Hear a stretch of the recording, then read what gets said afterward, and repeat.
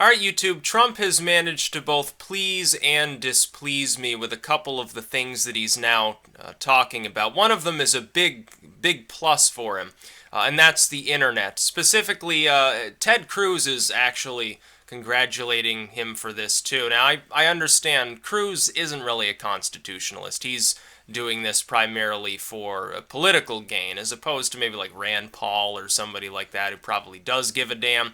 Of course, Obama this October, his plan is to hand over control of essentially what equates to the internet, although we're not talking about the literal physical decentralized makeup of the internet, but specifically the California-based company that doles out the internet addresses themselves. It's under U.S. control. It's governed by the U.S. Constitution. Obama wants to transfer that authority to a multinational body, and the worry is that nations like China, Saudi Arabia, maybe Iran, certainly Pakistan or something, or even really the Europeans with some of their censorship-happy nonsense, could take advantage of this situation. I think the use of the UN for such a service would be the worst of all. It'd be better just to say, oh, here, China, take this authority. You do with the internet what you want. You make the rules. It'd probably be easier than using the UN. The UN is a pile of bullshit. It's a pile of bureaucratic, nightmarish nonsense that never gets anything accomplished. Where it does accomplish anything, it's usually the wrong thing to do. The UN should never have control over any aspect of the internet. It shouldn't even be giving advice about it. The UN can't even solve the smallest of humanitarian crises, and yet they want to control something that clearly most of their members are too old to even comprehend. I think it's a bad idea. But Trump has come out against Obama's proposal to transfer authority of essentially the internet to a multinational body. I think there's hope that Obama will be stopped. Because I can't imagine that he can get all of the Democrats on board with this anyway. It might be dead in the water. It might be a little bit like the TPP. So that's a plus for Trump. Coming out against Obama's insinuation that he wants the internet for no apparent purpose, at no benefit to the U.S. at all, to have something to do with the governance of any state other than the United States, I think it's a huge mistake, and Trump gets a big plus from that. Trump then gets, though, a little bit of a demerit on the stop and frisk policy. Because stop and frisk has, number one, it's been ruled unconstitutional in federal court, so you're setting yourself up for a legal battle that will probably end in failure, number one.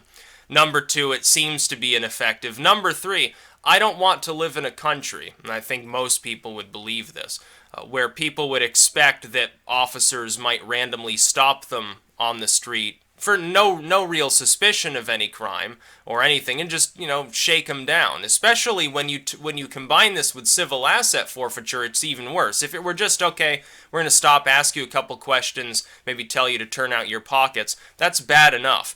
But also having civil asset forfeiture, what if they find like $100 bill crumpled up in your pocket and say, oh, this is mine now.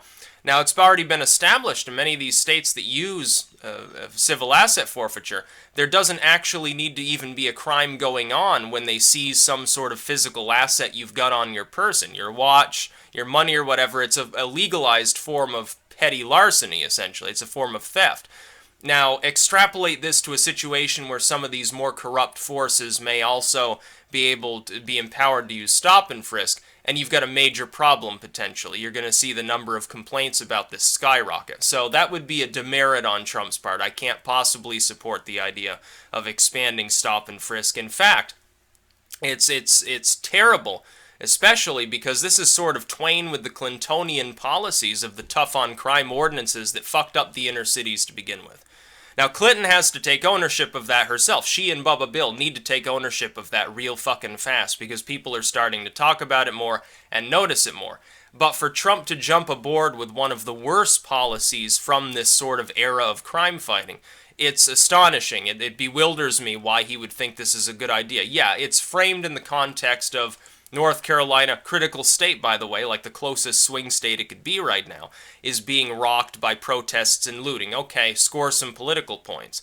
But at the same time, the policy itself will not work.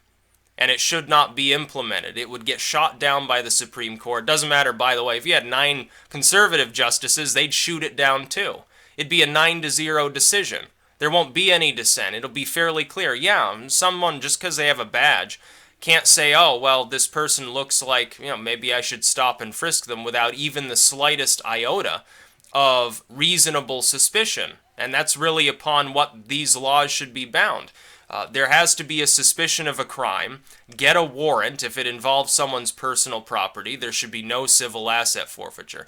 So on the internet, Trump gets a big boost, but he also gets a demerit, maybe a smaller demerit, but a demerit nonetheless in my mind, for the stop and frisk bullshit, because it's not going to do anything. It's just another police state sort of system. It's like the drug war. We should be peeling back layers of this crap, not adding on to them. That being said, of course, do you honestly think that Hillary, who, of course, obviously mentally helped her husband with the tough on crime shit in the first place, isn't in support of these things? Of course she is. She's going to pretend not to be, to get the black vote, to get the Hispanic vote maybe. Other than that, no, fuck them. They're all super predators. So, a little bit of pandering on the Clintons' part, I suppose. That's about all. Peace out.